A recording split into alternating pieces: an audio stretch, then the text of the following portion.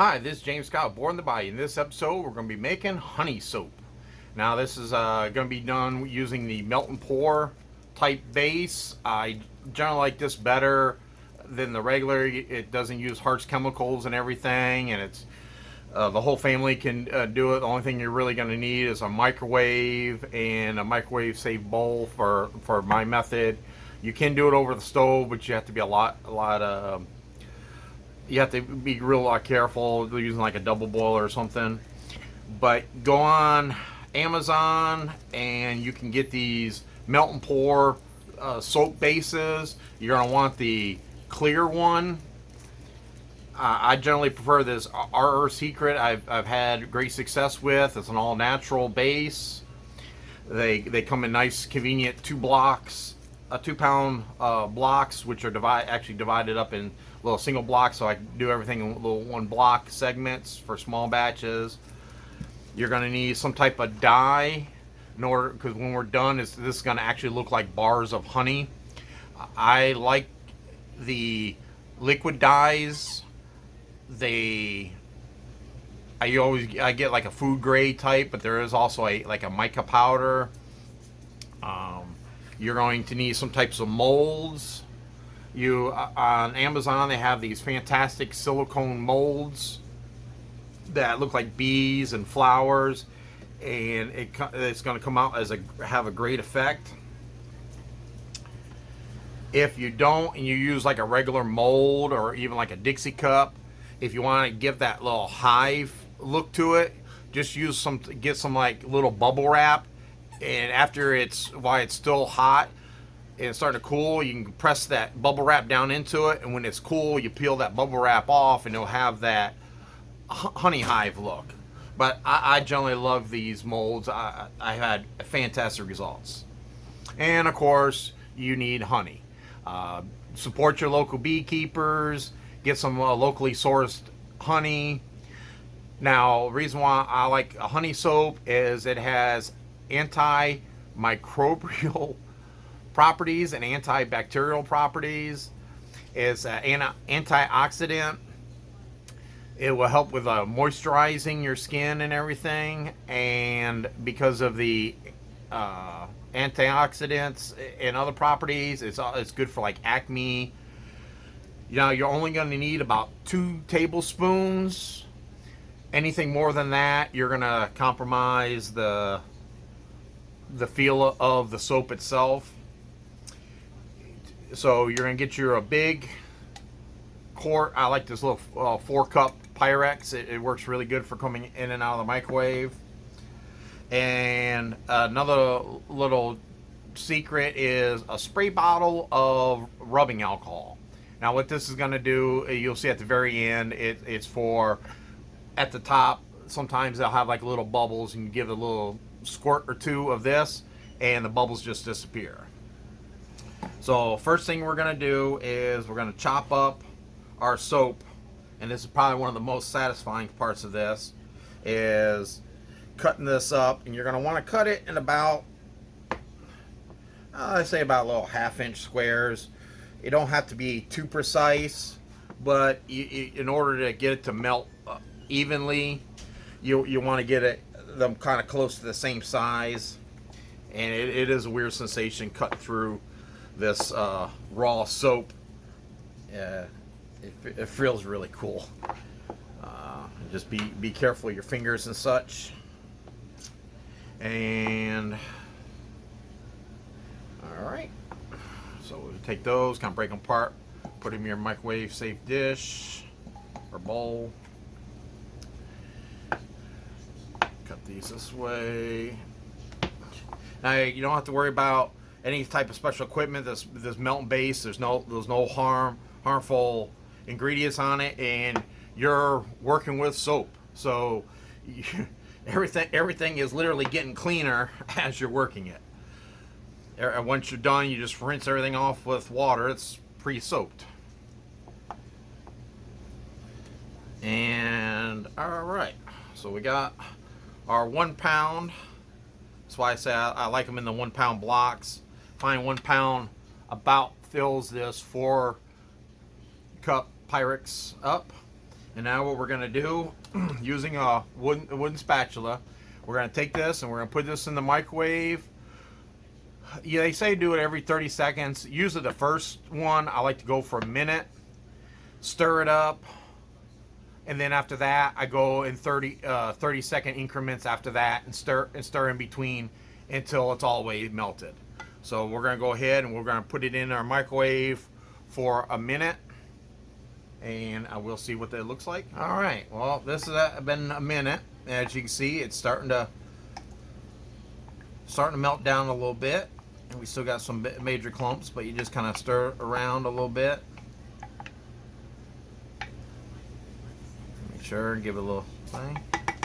And now we're going to go back in again for another 30 seconds. Stir, and now we're going to keep going until we get all the way melted. All right, now we've done it for an additional 30 seconds. So this has been a total of 2 minutes. This is a minute, and then we stirred it half a minute and stirred it, and then this last one here. And then what we also did while I was in the kitchen was went ahead and microwaved the honey for about 10 seconds just to get a little easier to pour. Make sure we get all this good honey goodness out of there.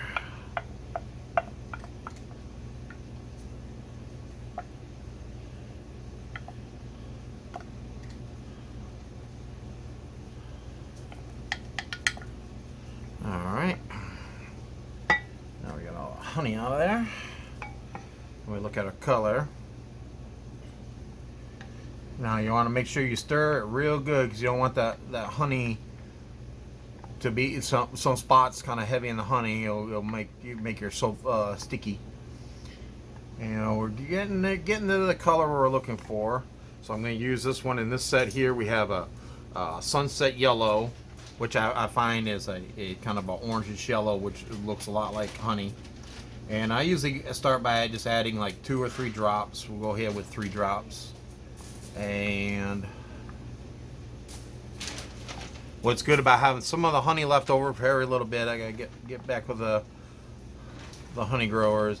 You can kind of match the color. So we got that spot on. And well, another nice thing about the melt and pours, generally what you see is what you get. It's so you see you got this perfect color.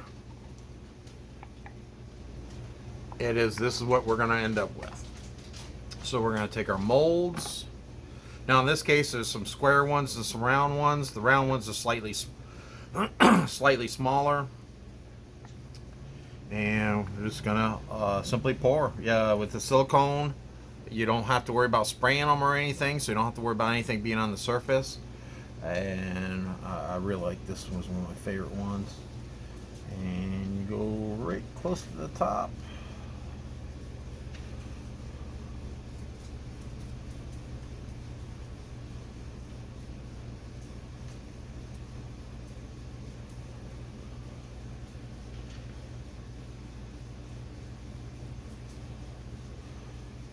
That's 3 of those. Let's do a couple of these round ones.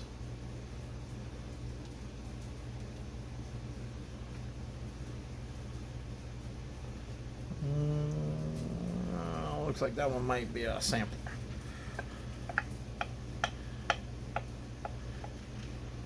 So you could do, if you want, you kind of. Well, that one's a little shy, so we're gonna share a little bit here between them.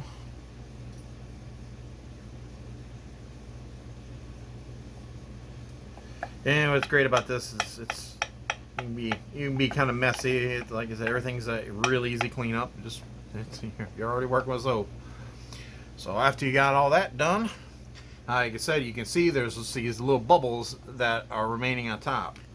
Just take some little rubbing alcohol and a little couple squirts, and see that it disappears, and that rubbing alcohol is going to evaporate pretty much instantly. And then that's all we have to do is left to wait. It usually on these size bars, it takes about a half hour to an hour. I usually like to let them sit for about an hour. before we undo them. So go ahead and we'll take a little break, and when we're done, we'll reveal our product. All right, now that we let our soap cool for a couple hours, go ahead and, like I said, these what's great about these silicone molds, there, the bars just pop right out, and we get our final product, which is honey soap. And let's see, so we got ones like that.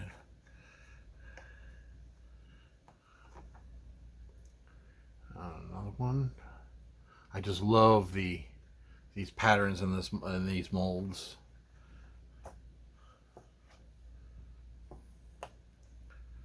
So there we go.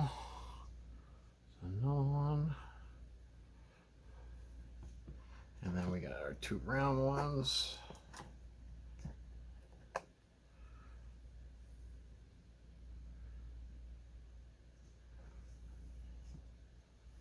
And then after you get this done, you can wrap them up,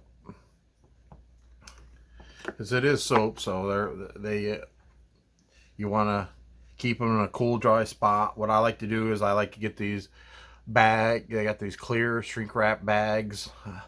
You can get them with like a little sealer and seal them up, and then shrink it down. And if you go on, I forget the name of the company, but they make a lot of labels for your printer. You can go ahead and you make some custom labels to put on them, and so you can put what ingredients they are and what type of properties that the types of soap have. And as you can see, doing these melt and pours is so easy. You got your honey ones, and then I did a rose shea butter, did a oatmeal and apricot seed one, kind of an exfoliating one. One of my wife's favorite, the lavender double butter. It's a shea butter type soap. Even tea tree. You can use essential oils and tea tree. So later on, I'm going to go ahead and do videos on how to make some of these also. But this is James Scott with Boy in the Bayou. Remember, comment, like, and subscribe. And if you have any ideas of a type of recipe you would like to see, just go ahead and make a comment down below. Thank you.